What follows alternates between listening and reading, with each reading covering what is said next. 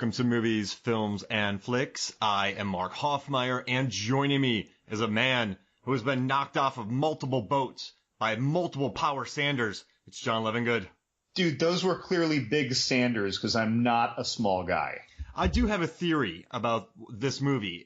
There's several scenes in this film, Captain Ron, where the sister pushes the brother, and he flies a good 40 feet into the water. That's an exaggeration. But then that power sander hits Martin Short, who is not that big of a guy, but the power sander hits him, and it jettisons him off of the boat. I mean, Dude, he goes flying a good 10 feet. You would imagine that, like, that broke some ribs or something. Yeah, his ribs are jelly. So this power sander, like, let's say you're a little, the boat's rocking, right? You're leaning back, and that power sander that catapulted Martin Short's character, Martin, which is his name, like 20 feet into the water. If that hits you and you're off balance, John, you're going to be going over. I guess so, man. But, man, like, when that hit him, I really thought like an ogre, like a cave troll, hit like some dude in the chest in Lord of the Rings. Like, I thought that was it for him. I thought the movie was about to end. Yeah, I mean, that movie could have... And then he got a ladder dropped on his head. So he had broken ribs and a concussion. He took some abuse. By this power sander, man. And while he didn't almost drown, he and his wife were like, I don't know, another 10 minutes from potentially drowning in their shower. You're right. A lot of potential malady struck them. This was a dangerous thing. You had guerrillas, pirates. They were trying to navigate in a violent storm with neither a map nor a compass. That both blew away, luckily. I mean, they had a rough time. Now, John, since it's our 175th episode, big deal, a big Kurt Russell spectacular for our episode, I'm going to put you on the spot here, and I am going to give you a Captain Ron quiz. Okay, I'm willing to try. Are you ready for this? I'm gonna do my best. I've seen the movie a lot of times in my life, so right. I feel prepared. Here we go. What did Captain Ron say his name was? Ron Shapiro, Ronald McDonald, Ron Rico. There it is. Which of these was not a pet name used by Captain Ron for the family members? Sweetie, Boss, Kitty, Swab. Sweetie. What did Captain Ron say they would do if they got lost? Just pull off and ask directions. There it is. Where did Captain Ron say he'd never been before? Magic Mountain, Dolly World, Disney World, Six Flags. Disney World. What was Martin supposed to be careful of in the woods? Cannibals, lions, tigers, gorillas. Oh, okay. I thought there was going to be a question of pronunciation here. Gorillas. When Ben, Caroline, and Captain Ron were playing Monopoly, which piece was Captain Ron? Hat, cannon, shoe, battleship. I don't remember. I'm just going to guess battleship. All right. After having their boat stolen by the pirates, where did the family's dinghy take them? By accident? Yep, Mexico, Florida, Cuba, or out to sea. Oh, the raft. Yep, the dinghy. Cuba. All right. What did the Harveys find in Cuba? Their boat, a restaurant, a hotel, Fidel Castro. Their boat. How did Captain Ron tell Ben he lost his eye? Bar fight, nail gun, car accident, shark attack. He actually gives two answers. He says shark attack, and I think the second one might have been bar fight, but the first one was shark attack. All right. What rank is given to Ben at the end of the movie? Mate. All right. I'm going to submit your answers. Wait, is this actually online somewhere? Yep. I thought you made this up. I just found this online doing all my research. You scored a perfect 10 out of 10. You scored 150 points. And the average score for this quiz is 8 out of 10. So nice. You are above average in your Captain Ron knowledge, John. So I'm curious, though. Did the person who made the quiz think that he only gave one answer for how he lost his eye, or was that the answer that he gave to Ben, and the other time he was just mumbling to himself walking away? Because he actually says two different ways that he lost his eye. Yeah, I don't remember the second time. All I remember is shark attack, because I don't want to believe another answer.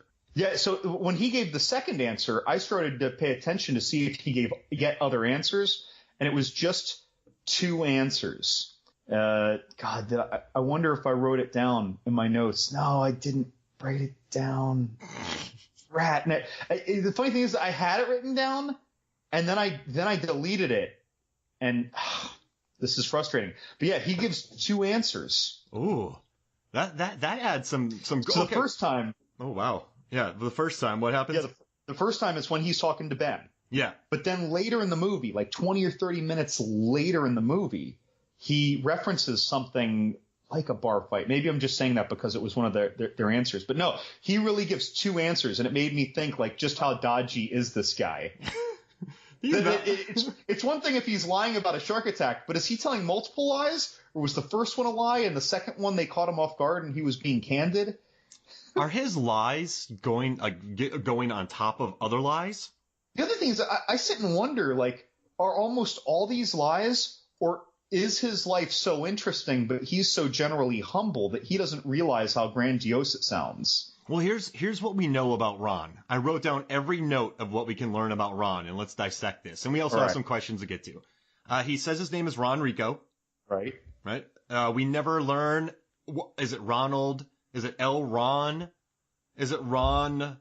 Is it Hank Stevens? But he calls himself Ron Rico. We just hear Ron Rico. Now, he doesn't know where the Great Barrier Reef is. He doesn't know what it is.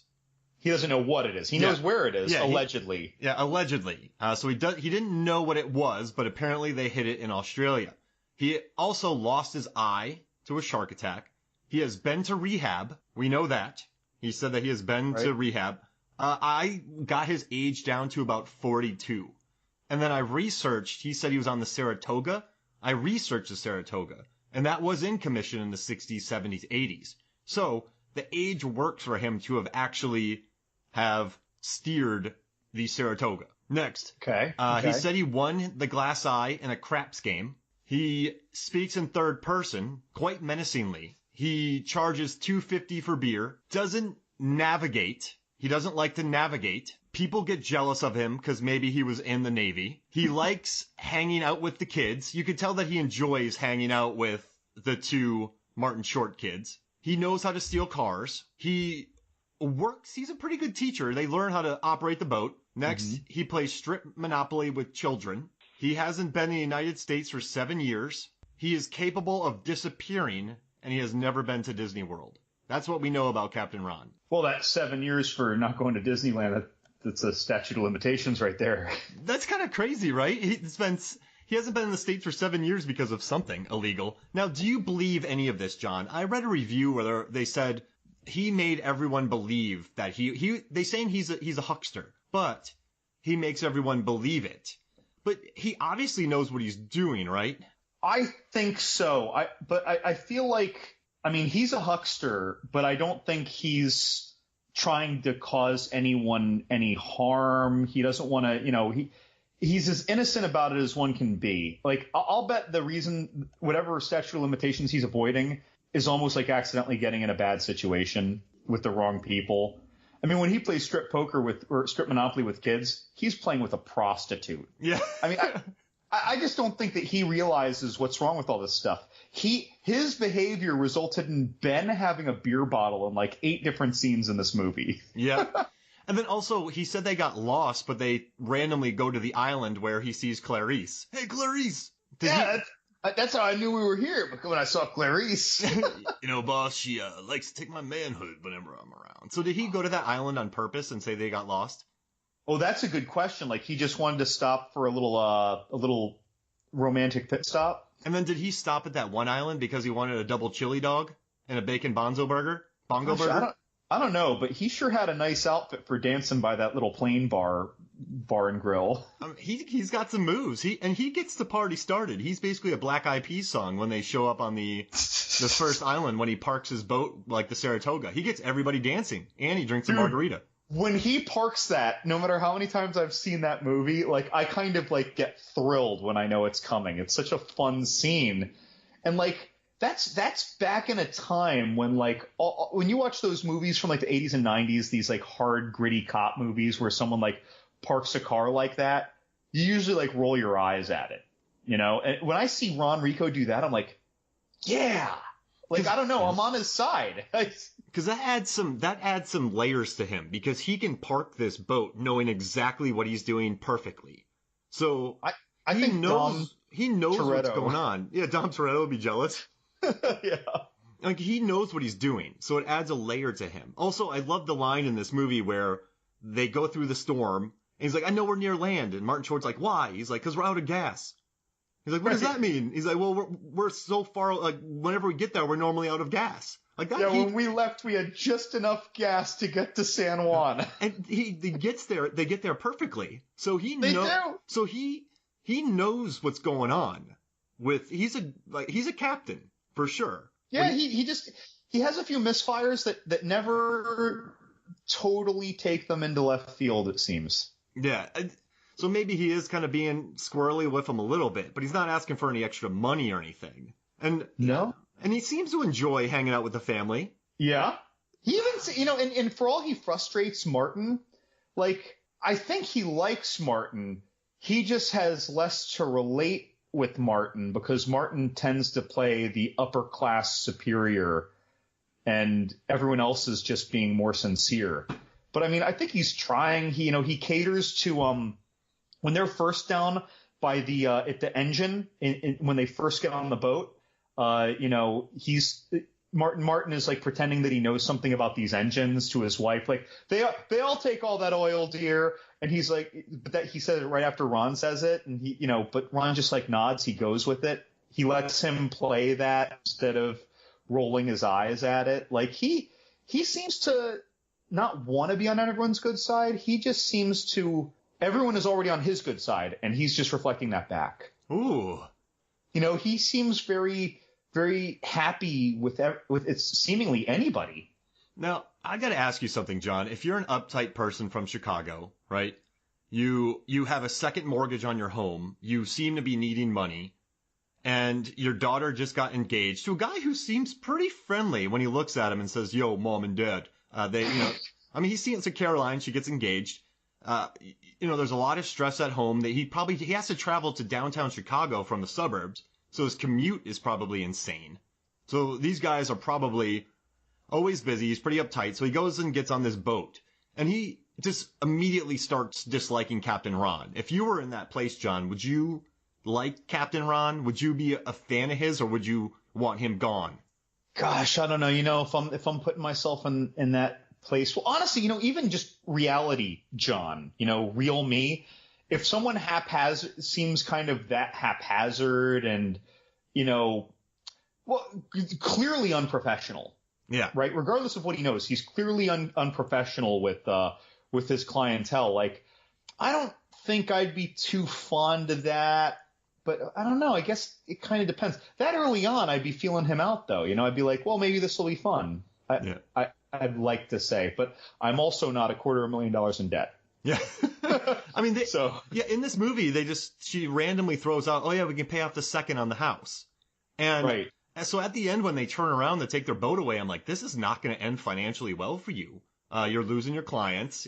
Martin Short might not have his job and you have a second mortgage on your home. I was a little curious about how long they were gone. In the beginning, didn't they say something like, 30 days? Did he say?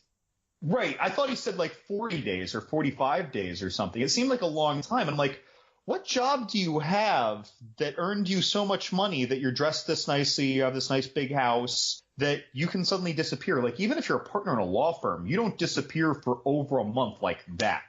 And what's he do? And your wife, his wife, Catherine, she's on the phone with someone I assume she's an architect. But the client she's working with only has 510 square feet to work with. So she needs her clients and she's disappearing for 40 days. Are these kids repeating school? Is it because they said we'll take them out of school? They didn't even say, hey, this could have been taken care of if they say, hey, it's summer. Normally we go to the Hamptons, but we are going to go to this now for the summer, right? Yeah, no, that was curious too. A lot of things were a little fuzzy and you just kind of wave your hand at them because they say it so quickly and then they keep going. But yeah, a lot of things are, I don't think it was meant to be so shady sounding when we really start thinking about it. Yeah. I think that the writers were just trying to shotgun